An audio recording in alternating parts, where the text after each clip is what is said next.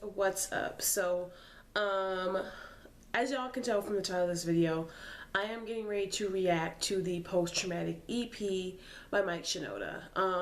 If y'all don't know who Mike Shinoda is, I think a lot of people should know who he is, but if y'all don't, he is a member of Linkin Park. Of course, we all know that Linkin Park experienced the tragedy of Chester Bennington's passing, I think back in June or July. I think it might have been June. I'm not really sure, like, you know, don't hate on me for like not getting the exact date or time right, but clearly it happened and it affected everyone from, you know, Mike himself to all the other bandmates to fans to, of course, you know, Chester's family members. And I even posted a video on my channel when I got word of his passing, literally crying, realizing what that meant for the band and just hoping that it wouldn't stop them from wanting to make music and carrying on. So I woke up this morning with you know, Mike Shinoda and my recommended, and I'm so happy they recommended his channel to me because I didn't even know he had a YouTube channel. So of course I subscribed and checked out all 3 videos. And the post-traumatic EP is also on Spotify, and I'm taking, like, since it is already on Spotify, it might already be like on Apple Music and stuff, so, or iTunes. So, you know, y'all, like, go support it, go listen to it for sure. I'm actually happy to see Mike, like, actually still pushing and making music, and I'm hoping to see more from, you know, Linkin Park 2, the band. Even though Chester, you know, has, you know, departed,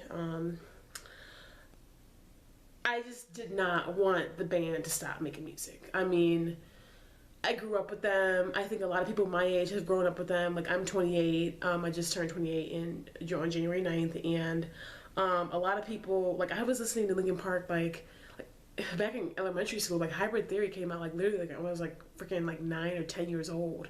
So they've definitely been around for a while, and being that they're a band that I relate a lot to and I actually vibe a lot with and I literally listen to whenever I'm feeling in whatever kind of mood, it just saddened me that such a tragedy happened and hit. But as you guys know, like, I don't really have a like the editing software to make it like be picture in picture. So what I'm gonna do is just react off of my iPad. And I'll just, you know, play, like, you know, seconds and clips here, because one thing I'm definitely not trying to do is rip off Mike Shinoda or be disrespectful, because y'all know YouTube, if y'all play too many clips, whatever. Like, I already know this video is going to be demonetized anyway, because YouTube wants to demonetize everybody, but I won't let that stop me from, you know, vibing and giving you guys my reaction and my feelings to him making this EP. So let's get into it. The first track is Place to Start. I don't have a leg to stand on, spinning like a whirlwind, nothing to land on. Came so far, never thought I'd be done now. Stuck in a holding pattern, waiting to come down.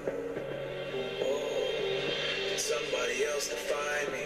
Can I put the past behind me?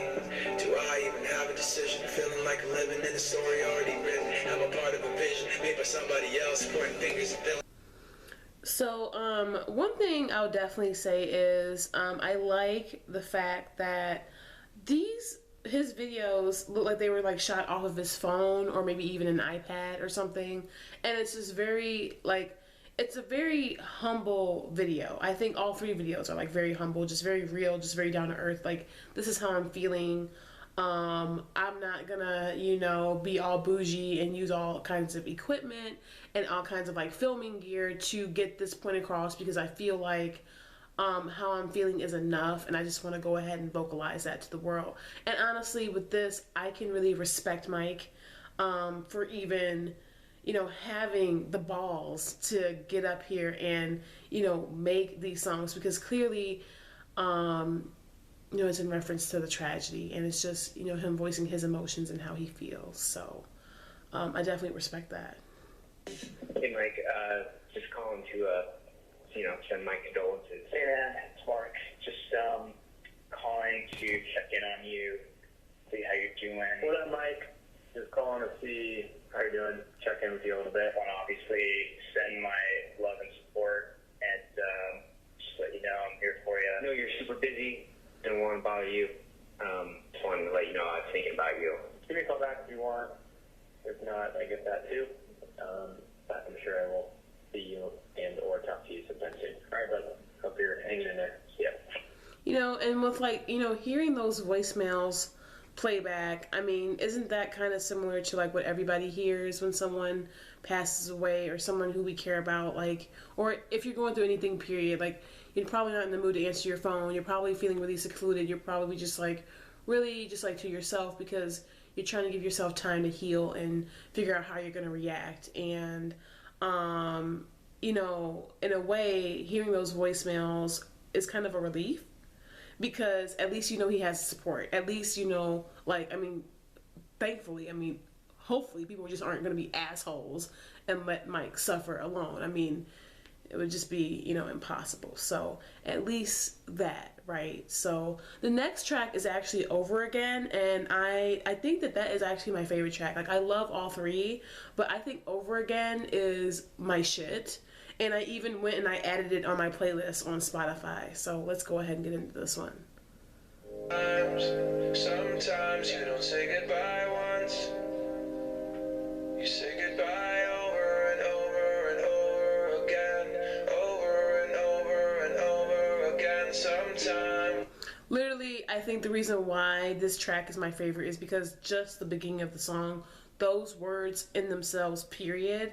Sometimes you don't say goodbye once, you say goodbye over and over and over again. And I am a person who can totally relate to that.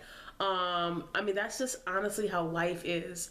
Nothing in life is forever, and that's the truth. All we have is literally the moments of right now and our memories of the past and what we once had and what we hope to have in the future. And I feel like those words are so true and so hard-hitting.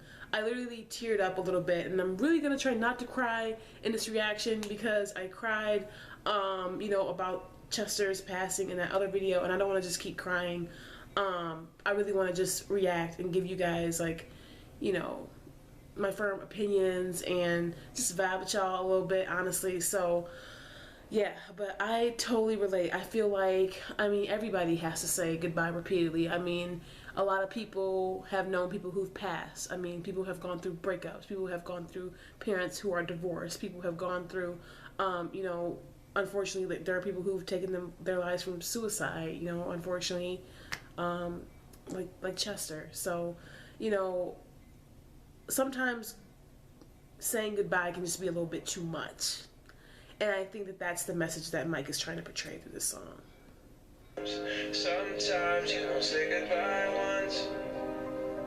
You say goodbye over and over and over again. Over and over and over again. It was a month since he passed, maybe less, and no one knew what to do. We were such a mess. We were texting, we were calling, we were checking in. We said we ought to play a show in honor of our friend. Well, now that show's finally here. It's tonight, supposed to go to the bowl, get on stage, dim the lights with our friends and our family in his name. Celebrate. There's no way that I'll be ready to get back up on that goodbye over and over and over again. Over and over. Dude, like, if y'all have not checked out the video, like, and I'm sorry that my channel is like so ratchet that I like don't have the you know, equipment to fucking, you know, do the picture-in-picture thingy. I'm gonna like look into it because I'm trying to upgrade my channel this year. But y'all need to check out these videos if y'all have not seen them already. Like, literally, like, I'm gonna just like link them in the description. I think that's the best that I can do. But like, literally, like, his emotion while just filming these himself, just, I can't tell, I still like, can't tell if it's like a phone or an iPhone, but definitely it's like a mobile device that he's using. And I honestly think it's cool. It's just real. And, you know, he wanted his message to be heard. He wasn't really worried about over dramatics and just like doing things for show. And honestly, you know, I'll admit, and I'm probably not the only fan or person who, when Chester passed, the first person who came to my mind was Mike. Of course, the rest of the bandmates like crossed my mind, but I knew that, like, you know, depending on how badly Mike was affected, it would kind of like tell what was in the balance for the band. And literally, as a fan, I would pray, like literally pray. I'm like, please grant Mike the strength to carry on Linkin Park, or at least carry on music himself, because I would hate to see them just not make anything. Like, that would just break my heart, honestly. And I think he is so strong, and I think he is so noble for even voicing how he feels, and even voicing how hard it was for him to perform, or, you know, just process all of the emotions while still in the middle of a whole tour. And I think that they actually did cancel the rest of that tour, but then they did the honorary show for him shortly thereafter. So, man, it was just devastating. And what's crazy is, like, you know, we're already in 2018, but it does still feel really recent. It doesn't feel like it was, you know, already, like, you know, 6 months ago. It still feels pretty recent. And over again, sometimes you don't say goodbye once. You say goodbye over and over and over again, over and over and over and over. You really, like, feel his pain, like, right? Like, you really feel his pain. Like, the line where he's like, yeah, you fucking genius, it's only my entire career hanging in the fucking balance. That's true. And, like, it sucks. And not saying that, like, you know, I know exactly what he's going through, right? Because I'm not in Mike's shoes, you know, I'm just a fan. And one thing I definitely believe in, I never believe in taking someone else's grief and struggle away from them.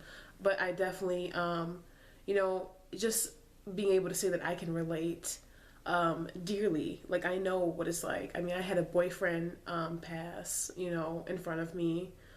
I've had, you know, family members pass. I had my uncle pass, like, right around Christmas time, just last year. And it's weird because I know the holidays were tough for Mike too. And it's so weird when someone passes around the fucking holidays, because it's like the most depressing thing, because it doesn't feel the same. Like, you literally feel that missing link. You feel that emptiness.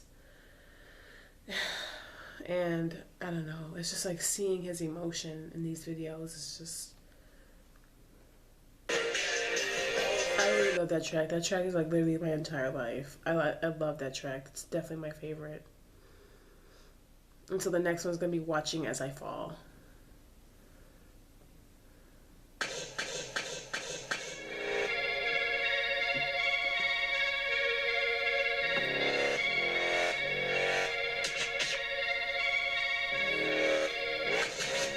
Whoa, excuse me while I kiss the sky. Sing a song of sixpence, pocket full of lies. Thinking I'm okay, but they're saying otherwise. Tell me how I look, but can't look me in the eyes. Watch. You know, I would definitely comment on that line. You know, saying I'm okay, but they're saying otherwise. First of all, this was actually the first track that was recommended to me that I watched out of the EP earlier today. And I do remember the controversy around Mike Shinoda's Instagram. So, like, I don't know if you guys remember that one selfie he posted. It's like a black and white selfie. And I mean, of course, he looked tired. I mean, who wouldn't be fucking, like, exhausted and just trying to hang in there? And I remember, like, you know, little, of course, blogs and shit, because, you know, I follow, like, Linkin Park, so all the news, even, like, the little gossip drama news, they pop up in, like, my Google alerts or whatever, you know, like, up under your search bar, you know what I'm talking about?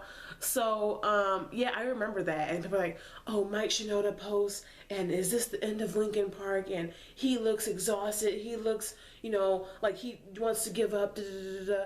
And it's just, like, honestly, you know, even though I am not like a famous celebrity by any means or anything like that, but I can really imagine how fucking annoying it could be to deal with some trauma and stress, and then you have, you know, third-party blogs and shit just misconstruing things and just really just blowing shit out of proportion to be dramatic and just to get views and just to get publicity off of someone's tragedy. That's the thing that's despicable about our media. And I remember I would watch like Mike's lives and stuff, just like, you know, peek in and just see how he's doing. And of course, he would just like be laying there, just like chilling. I think he includes a clip from his live, if I'm not mistaken, like in this video. But yeah, let's continue to get into it. As I say this and then I do that, telling them the old words but in a new rap. Then I change my mind up and make them lose track. Shit, I'm inconsistent, I thought you knew that. Maybe I should be more grateful that I had to watch it all come undone. Holding so tight to the edge is painful, but I can't ignore it. I know that watching as I fall, staring as I go. I gave until my soul hurt and never told them so. But watching as I fall somewhere down below. Pretty much like just saying, you know, these vlogs, the media, all that, they're like capitalizing off of my pain, right? And in clips of this particular video, you see clips of what looked like alcohol on a shelf, and it looks like maybe some type of like sleeping drug or something like that, or like looked like to me like jars of weed possibly.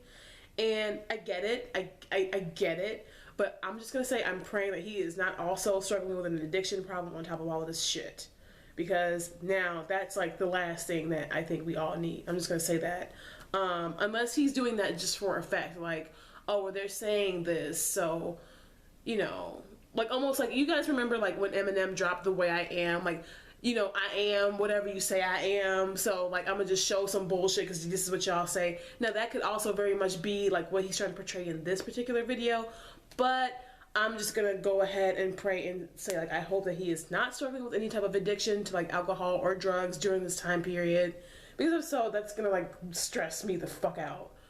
But honestly, so far, to be honest, to see what Mike has put together so far, I think he's already incredibly strong, and I just really hope to keep seeing him hang in there. Nothing is forever, don't be mad at the design. Ask me if I can, I say I don't know. And honestly, I find that I can sound cold. Still upset with shit that's 15 years old. I don't know what it takes to make me let go. Maybe I should be more grateful that I had to watch it all come undone. Holding so tight to the edge is painful, but I can't ignore it. I know that watching as I fall, staring as I go. I gave up till my soul hurt and never told them so. Watching as I fall somewhere down below. But maybe I'm just falling to get somewhere they won't. To get somewhere they won't. I like that message right there. Maybe I'm just falling to get somewhere that they won't, because, you know, that line is a symbol of hope, in my opinion, saying, okay, well, yeah, I'm falling now, and yeah, you guys are watching as I fall, and like people are saying whatever the fuck they're gonna say, but you know what, maybe I'm just falling because maybe there's something still better for me out there, and maybe people are trying to like see me when I'm down because it makes them, you know, feel joy or whatever. But honestly, maybe I'm just falling into a better path for myself, something that's better for myself. So I do like that line.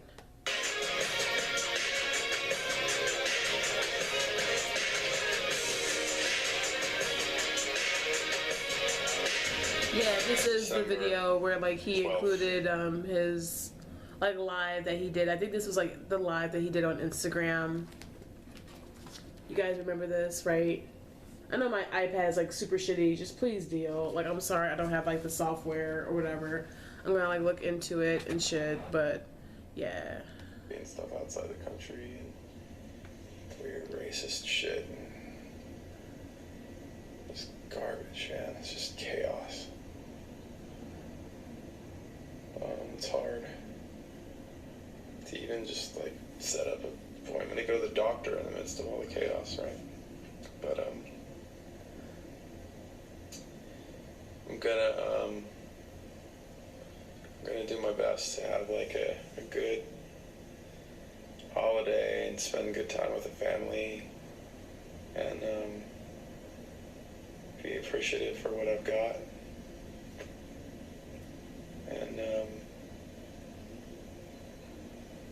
you know, work hard on my music and art and see where that'll take me.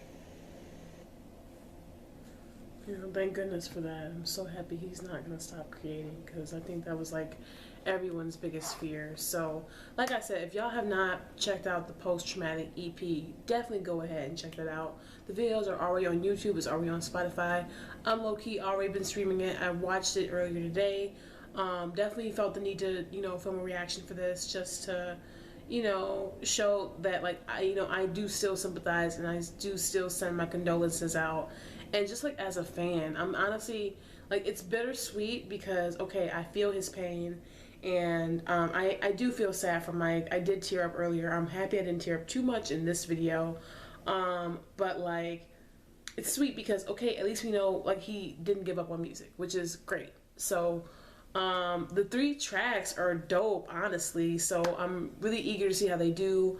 And hopefully, like, you know, there's more to come, you know, and, you know, hopefully, like, if they decide to tour again, or if Mike just decides to tour again, I can go. Because what's so fucked up is,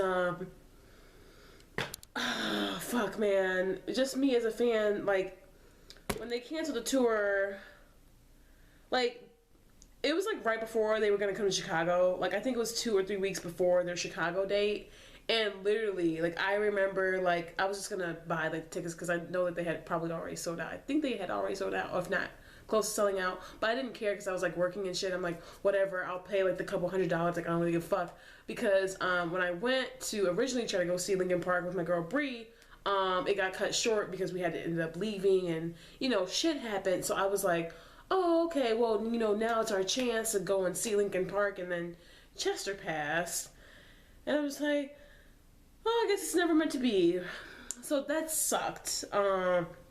You know, no shade to them to, you know, canceling, like, you know, the shows or whatever. But, you know, I mean, at least this gives me hope that, you know, he's not done making music. And maybe another tour at some point. Maybe next year. Like, you know, I'm just going to hang in there and just hope to, you know, try to see them live again. So, or at least, you know, see Mike live again. But let me know what you guys thought of the post-traumatic EP. Let me know if y'all have checked it out yet.